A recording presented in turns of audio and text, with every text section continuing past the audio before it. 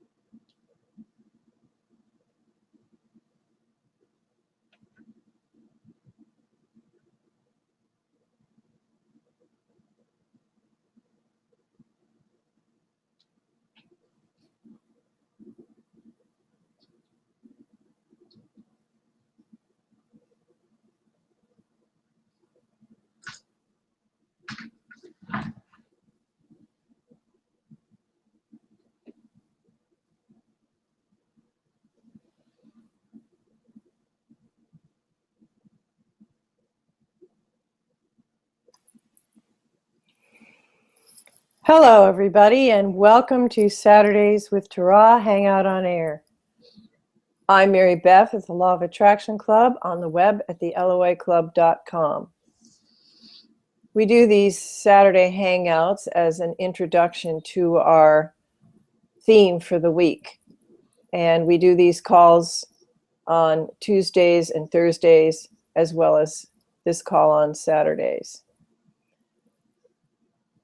There's a link on your screen that will get you to our subscription page if you'd like to get invites to those calls.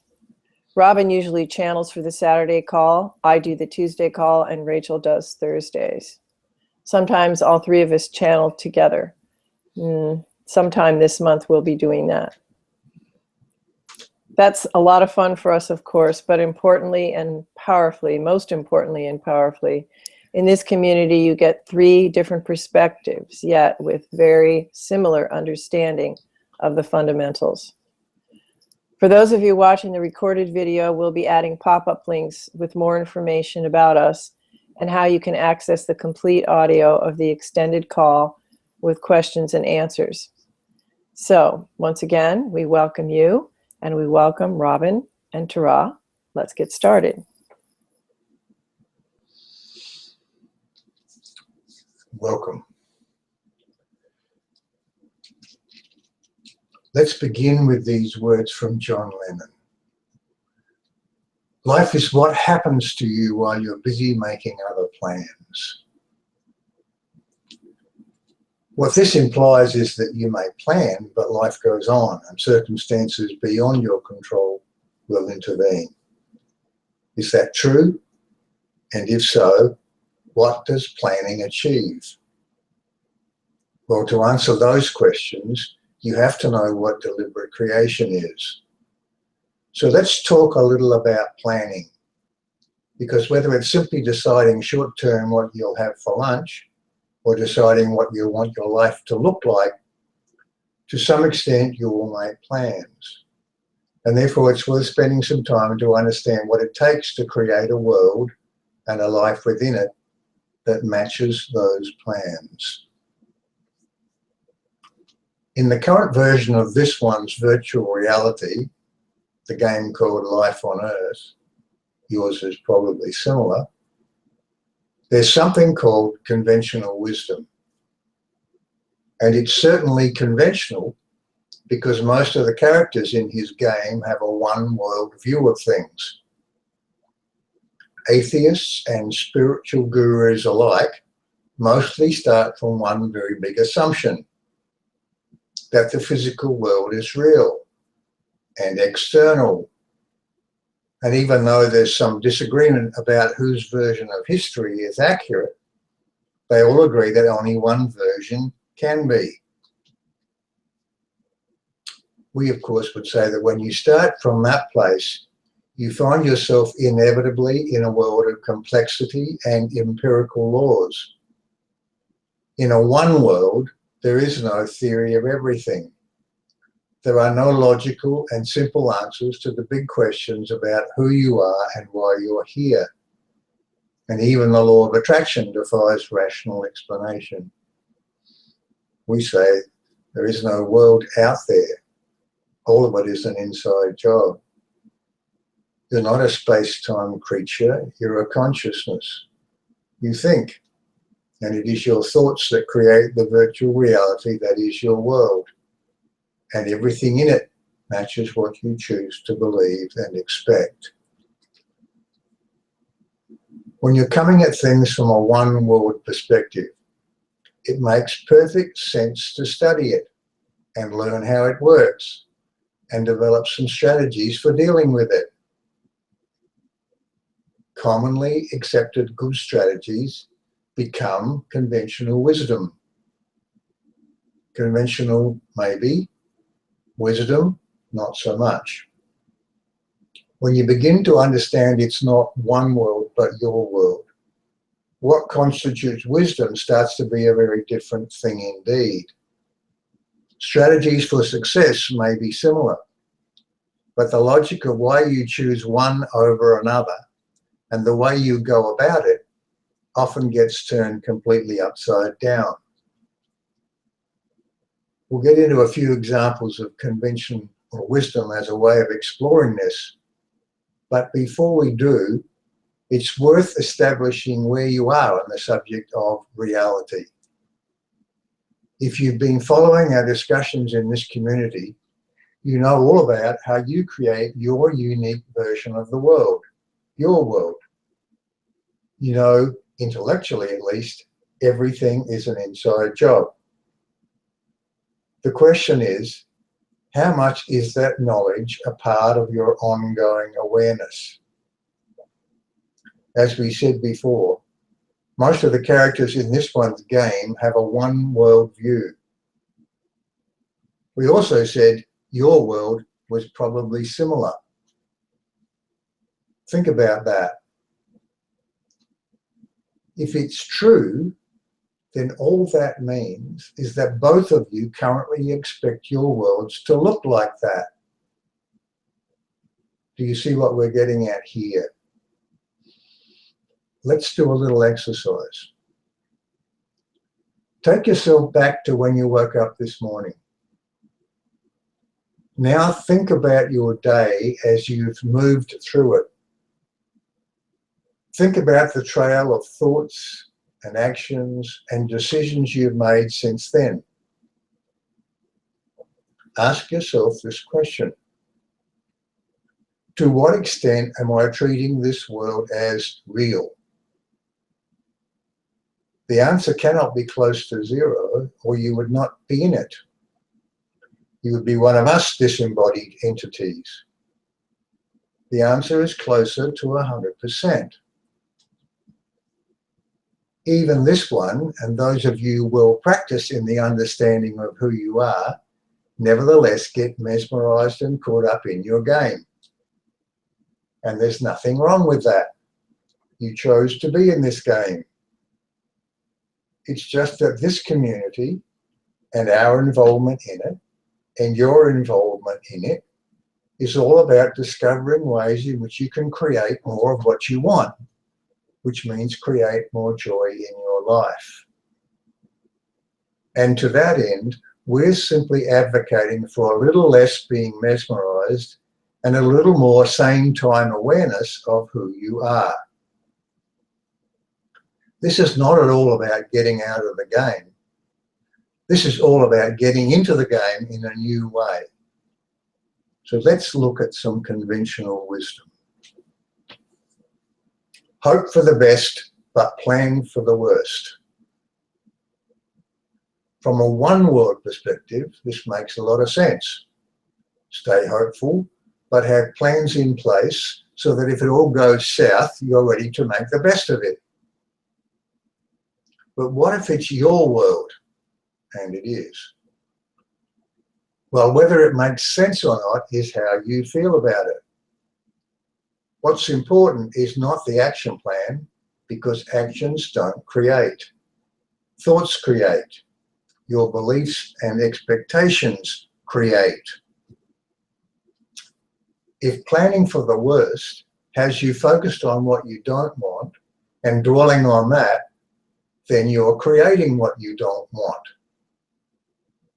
If planning for the worst helps you to feel better, if it gives you a foundation for focusing on what you want, then it's good.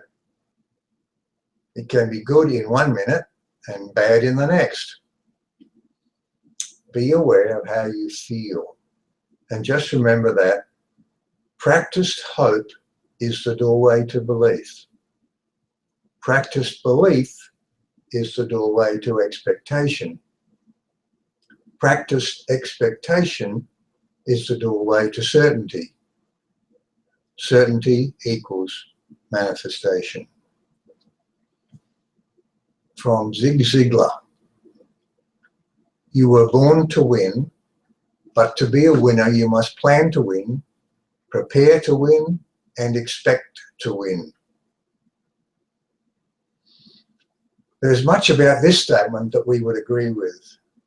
But as with many of these aphorisms, we would add, yes, you were born to thrive, to win, if you like. And participating fully in that destiny is all about that last piece. Expect to win. Everything else is all about getting yourself to that place of expectation. Everything else is optional. The plan is only useful if it helps with the expectation. The preparation is only useful insofar as it leaves you expecting what you want, because then the execution, the doing part, becomes inspired action, and then you are in the flow. Think about your last year. You may have had your plans for the year designed and documented. Then it happened, and you discovered what your real plans for the year actually were. And now there's this year. What is your declared plan for this year? And what is your real plan for this year? Your written plan is what you say you want, but your expectations are your real plan. And no amount of writing on a flip chart can buck that current. If you don't expect success, there's no amount of action on the planet that can bring it about. If you do expect it, then no action is necessary. You may get into action, of course, because you're in an action-oriented world, but it will be easy. It will be fun. Struggle, by which we mean working hard doing things you don't want to do, struggle is truly optional and not recommended. You may say that if I can just push through this, then the end result will be wonderful. Can you see that any end result attained in this way will be contaminated with the struggle? If this is your expectation of the way things work, then you are condemning yourself to a lifetime of it. You are attracting it. What is occurring in your world is all part of your real plan. So we say, make some real plans and recognize for each of you individually that in a very real sense, there's nothing and nobody out there but you and your screenplay. Obsess less about the physical world. Practice less reality thinking, and thereby allow yourself to step back and see it for what it is. Then those struggles will disappear, and the things you want to do will magically become downstream flow. Not just the end result, but the doing of each and every bit of it. Nothing you want is upstream. Everything you want is downstream. Find a path to a change. It matters not whether that path is the choice of a feeling that leads to a new expectation or a new expectation that flows to new feelings. They are just different sides of the same coin. Each of you will have a different path. And as you experience breakthroughs, and you will if you set that as your goal, rejoice in those. Obsess about those. Plan for more of them. Keep the momentum going. The better it gets, the better it gets. If you're creating by default, you're simply staying with all those past belief choices of yours. To step away from default creation and consciously and deliberately create a new world, step into a new version of you in your matching context, here are the how, why, and whens. How? Choose to believe and expect new things. It's nothing to do with the facts. It's nothing to do with the past. Those were your old creations. Expect new things for no reason other than that's what you want. Why? Because that's who you are and what you came here to experience. When is now, and now, and now, and always now. You're standing at the doorway to a totally new world. Step through. That's all it takes. And if we can help, we are here, of course, to answer your questions.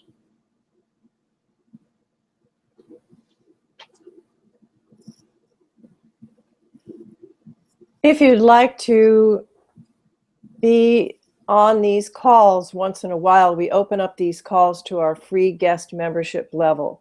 There's a link on your screen that will get you to the subscription page. If you've been live with us on this Hangout right now, our question continues on our conference line. Our discussion continues on our conference line. You're welcome to join us and bring your questions and comments. Use the number on your screen. If you're watching the recorded video, click the pop-up links on your screen for more info about us and the audio of the full call.